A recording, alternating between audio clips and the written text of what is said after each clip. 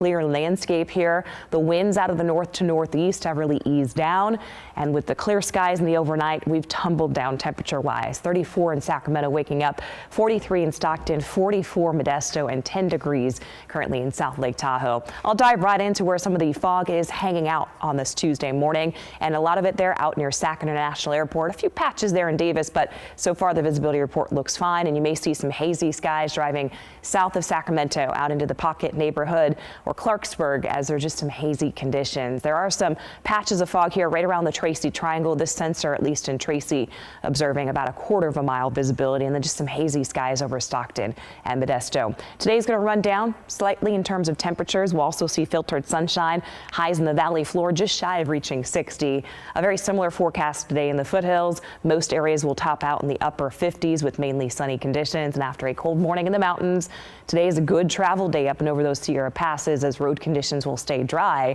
with highs pushing towards the upper 40s. But that is going to change within the next 48 hours roughly. Looking ahead to your Wednesday, we will see more cloud cover increasing as the system is on the approach.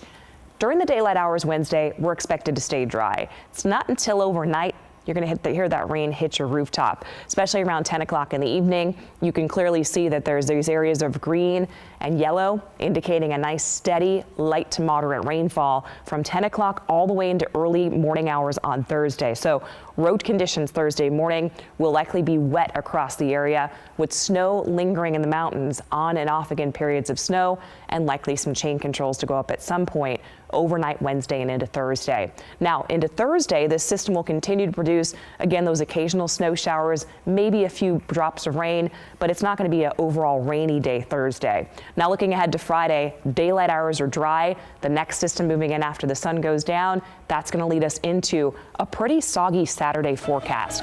Now in terms of the timing, the amounts of rain and snow, we're still getting in details. The forecast models have been kind of going back and forth to sort out those details. So as soon as we get in some updated data, we'll let you know how much rain to expect. But I think the bigger of the two systems will likely be the one that arrives overnight Friday and into Saturday. There'll be periods of gusty winds, rain, and snow.